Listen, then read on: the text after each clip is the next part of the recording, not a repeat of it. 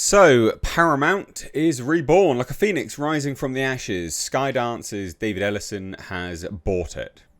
They've merged. So, Skydance and Paramount are one. Paramount is now owned by Ellison, and he's basically revealed future plans. And it's quite interesting. Skydance, for those that don't know, like Skydance, not exactly one to sort of chow down the slop of the sort of woke agenda. And that bodes really well for their ownership of Paramount, quite frankly. There's only a few studios that didn't really buy into all of this nonsense and continue just making normal films, basically. For those that don't know, Skydance was influential in that Top Gun Maverick, for instance, right? Like, not really, just normal kind of films was their focus. So I thought we'd take a look, because he's penned an open letter. Here it is. And I thought it would be interesting to take a look at, really. So hit subscribe if you're new here. Do turn the bell notifications on. This deal is done. He is the CEO of he's calling it New Paramount, basically, or a New Paramount. So it's interesting. Anyway, a message from our chairman and CEO. Today marks day one of a new Paramount. I'm thrilled and honoured to write to you as chairman and CEO, as together with our board, our new executive leadership team, and our colleagues around the world, we embark on the exciting new chapter of this legendary company. And it is a legendary company, but it was floundering. It was floundering. Their Paramount Plus, for instance, like that had done pretty well, actually. It was sort of, it was all the sort of Wild West. I say Wild West, it was all, I guess Wild West type stuff that was saving it. So it is interesting. This is an interesting turn of events. Alright guys, sorry this is a little bit jarring. I've had to switch browsers, hence the bright white light. I do apologise. But anyway, whatever. This wouldn't load on the previous browser. Don't really understand why, but I'm a boomer. So forgive me, but we'll move on. Right, so to our teammates, shareholders, creative partners, and the hundreds of millions of people who invite our stories into your lives every day, today marks day one of a new Paramount. With the close of the transaction, we unite more than a century of iconic storytelling with the ingenuity and drive of a 15-year-old studio born in the digital era. I'm thrilled and honoured to write to you as the chairman and CEO of Paramount, a Skydance corporation, as together with our board, our new executive leadership team, and our colleagues around the world, we embark on the exciting new chapter of this legendary company. And it is legendary. It is. It's been around for ages. I'm glad to see, out of all of the suitors that were trying to buy it, I think actually Skydance is perhaps best suited to own it. And I think that this could be really good. So let's see what they say. The vision of Paramount, a Skydance corporation. We began this journey to combine Paramount and Skydance nearly 2 years ago with a clear objective to transform Paramount, a company with a storied history and an undeniable impact on culture for over a century, by investing in high-quality storytelling and cutting-edge technology and pursuing opportunities that will help define the next era of entertainment. That ambition was and continues to be fueled by a powerful set of core strengths and unique assets across our now combined company, including a world-class content library, globally recognized brands, and a powerful creative engine, now further enhanced by Skydance's acclaimed portfolio and expertise in film, television, animation, and gaming. A fast-growing direct-to-consumer offering that we expect will be a leading global streaming service. Vital relationships with many of the world's best film and television creative partners, both in front of and behind the camera. Dynamic partnerships with the world's premier sports leagues, including the NFL and UEFA, which are increasingly important today, given their unmatched ability to drive engagement, reach global audiences, and deliver consistent value. CBS, America's most watched broadcast network in prime time for a record-breaking 17 consecutive seasons. CBS News, home to one of the most storied American broadcast journalism legacies in America, including 60 Minutes, with a long tradition of impactful reporting led by seasoned journalists committed to accuracy, integrity, and public trust. Some of that may be disputed, by the way, by you guys. I'm just reading it out. An all-star executive leadership team, united by a shared vision and empowered with the resources and creative autonomy to boldly drive our business forward. An owner-operator culture that aligns incentives and enables bold strategic decision-making with a clear focus on long-term value. So what's going on, right? That's all puff, and it's all like fluff nonsense.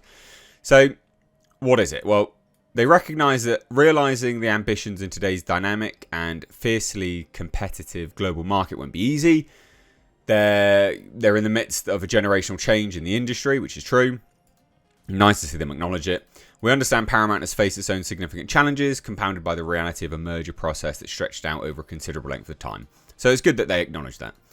But that time of uncertainty is done.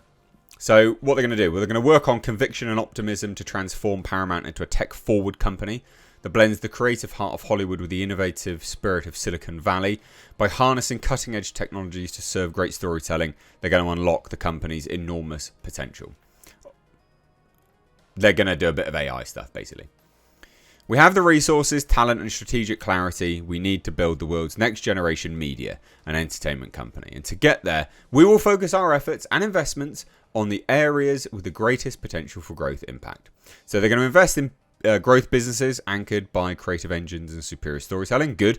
Scaling the direct-to-consumer business globally, just trying to push streaming, basically. Driving efficiency enterprise-wide with a focus on long-term free cash flow generation. Good. These are all fine. Like, this is all good. Like, who cares? This is good. So what's the plan?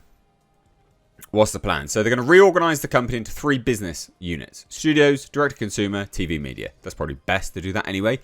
With the primary goal being to streamline strategic decision-making and thereby accelerate the ability to move the business forward. It makes sense. Less chefs trying to stir the pot. So I think this is good. I think this is a good idea.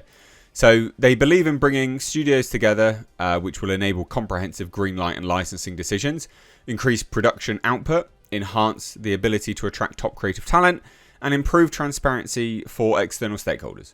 So on the TV and media side, the challenge is to reinvent the portfolio of brands for a non-linear world. They plan to invest appropriately based on the future business opportunities, thereby maximizing cash flow so they can invest and grow the business. What's the challenges? Challenges to operations.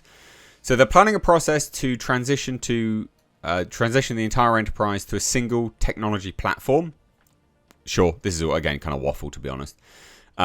But the reason behind that is to apparently reduce the technology spend. So this is good for stakeholders, right, to listen to, whilst driving substantial efficiency and performance gains and enabling leaders across the company to make faster and better decisions. So I guess like less red tape. The investment combined with other initiatives to achieve efficiencies and costs associated with labour, real estate procurement, workflow, gives greater confidence in the ability to not only achieve but meaningfully exceed the $2 billion in real efficiencies that they previously announced. So supercharging creative engines. Again, talking about all of this, lots of efficiencies, direct resources towards what matters most, delivering greater volume of high quality films. Paramount doesn't really put out a lot of films, to be honest. So it is good that they're going to increase that just from a business perspective. They're going to push TV series, sports, news, games to audiences worldwide. And the focus remains on investing in areas where they see meaningful opportunity for growth, as demonstrated by the recent 5-year global streaming exclusivity deal for South Park on Paramount+. They also want to empower creative partners with technology that will enable them to tell bigger, more compelling stories fueled by human ingenuity. And this is where they say, so technology is not and never will be a replacement for human creativity, but it's going to be, it serves as a multiplier. From virtual production stages that unleash filmmakers' limitless imaginations to AI-assisted localization that brings shows to new language markets overnight. So that could be quite good, actually. Using AI to translate stuff super quick and do like dubbing and stuff. To a proprietary ad tech stack that maximizes yield across streaming and linear platforms. They will thoughtfully integrate the tools in every aspect of the work. So AI is going to get in there, basically. That's what's happening. And they're going to try and scale the streaming service. So what's the commitment? What they're going to do? As they advance the ambitious vision, they remain deeply committed to stakeholders and responsibilities we hold to them. Good. Disney doesn't seem to have that idea, but okay. We understand the weight of stewarding an iconic company that touches the lives of hundreds of millions worldwide, plays a vital role in shaping the shared culture. Above all, everything we do will be rooted in trust, guided by facts, and aligned with the core values that define us as a company. Hopefully, Skydance as a company, which means that they will sort of, bin off that woke shit. So that was it, really. I could read all of this out, but there's not really any point. That kind of is it, to be fair. It sounds interesting. I'm here for it. I think I think David Ellison's a good choice. You know, I think this is a good statement, and I'm pretty pleased with it overall. I think he's a good pick. So I will wait with bated breath at the new Paramount. It will be interesting. I hope they stay the course, and I hope they learn from the mistakes of every other studio, which most studios don't seem to be doing. But there you go. Thoughts down below. Love to hear it. Take care. Bye-bye now.